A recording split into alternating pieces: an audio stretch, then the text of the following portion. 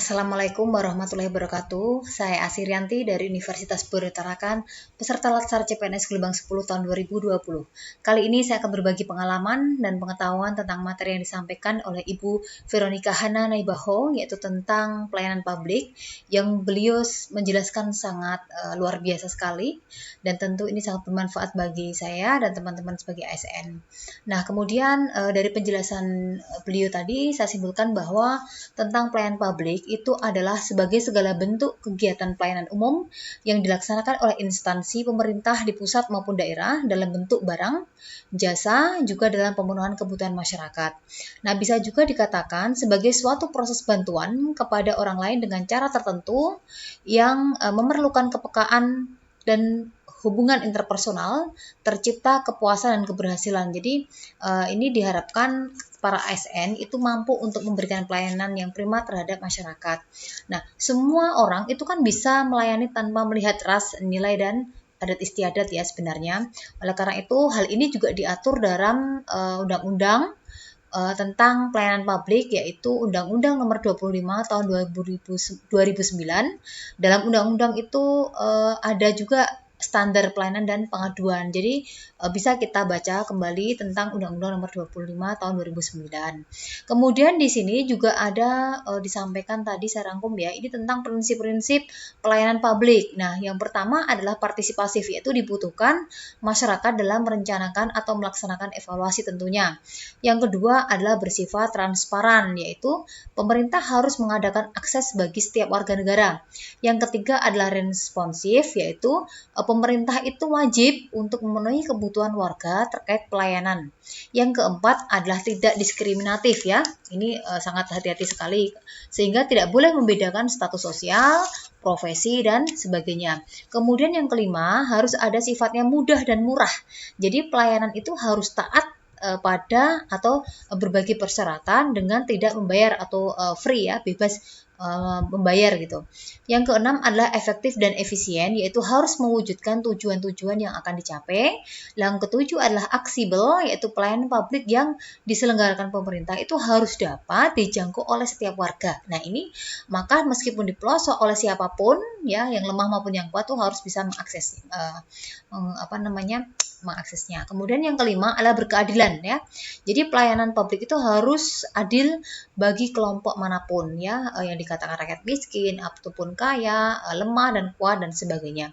Maka sebagaimana diatur dalam Undang-Undang ASN ya. Jadi sebagai profesi itu berlandaskan pada prinsip ini ya. Jadi prinsip ASN itu berlandaskan pada nilai dasar, kemudian kode etik, komitmen, integritas, dan tanggung jawab kepada pelayanan publik ya, kualifikasi akademik, kemudian jaminan perlindungan hukum dan melaksanakan tanggung jawab, kemudian profesionalitas dalam jabatan.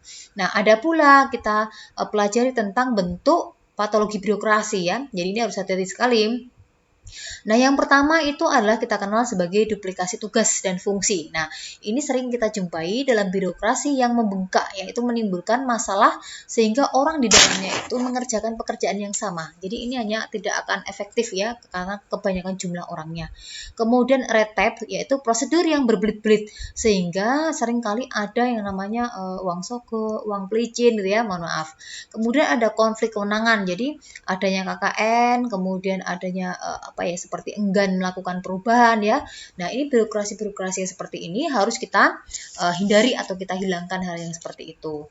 Nah, jadi pelayanan publik itu seperti halnya pelayanan prima ya. Jadi bersifat responsif terhadap pelanggan dan membangun visi misi pelanggan.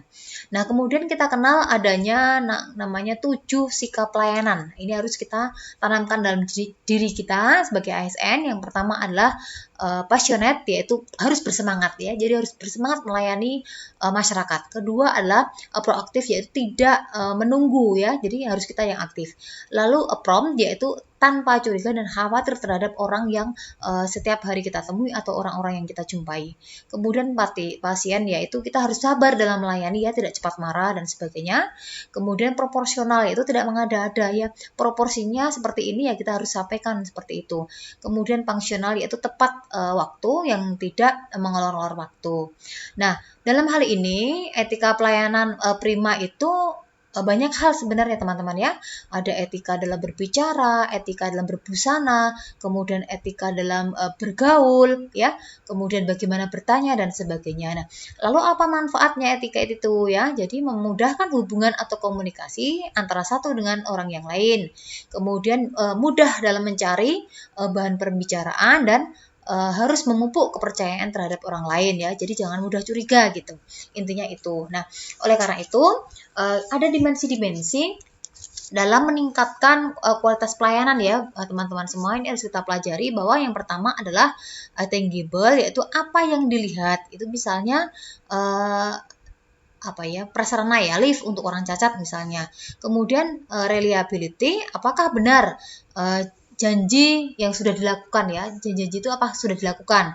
Kemudian responsiveness, yaitu kemauan untuk merespon, dan kompeten, yaitu memberikan kompetensi yang baik, yang prima, dan juga kredibel, yaitu bisa dipercaya, dan security, yaitu ada jaminan keamanan, yaitu misalnya seorang atau warga negara itu mengakses sesuatu. Kemudian akses ya, jadi bagaimana kemudian yang diberikan oleh lembaga itu. Jadi lembaga itu harus memberikan kemudahan-kemudahan oleh setiap anggota masyarakat. Kemudian komunikasi, jadi harus bagaimana menginformasi tentang perubahan-perubahan yang ada.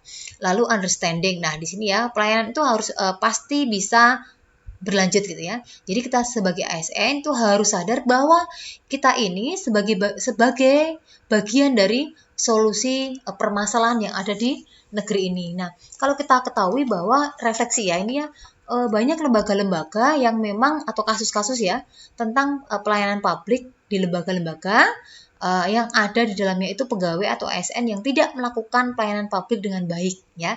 Jadi seringkali masyarakat itu mengeluhkan kenapa birokrasinya seperti ini, kenapa orangnya tidak ramah, kenapa orangnya cepat marah, kenapa ketika saya melayani berbelit-belit. Nah, ini semua tidak boleh kita lakukan sebagai ASN. Oleh karena itu kita sebagai ASN harus punya penangkal atau punya aksi ya untuk masa depan.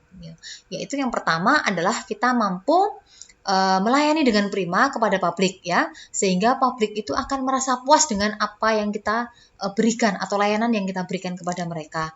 Oleh karena itu sebagai ASN harus mampu memahami dan menerapkan yang namanya pelayanan prima. Ini kan juga sudah diatur dalam undang-undang ya, sehingga kita akan dapat menjadi ASN yang berkualitas, yang juga bisa melayani masyarakat dengan baik. Nah, itu saja yang bisa saya berikan. Terima kasih. Wassalamualaikum warahmatullahi wabarakatuh. Semoga bermanfaat.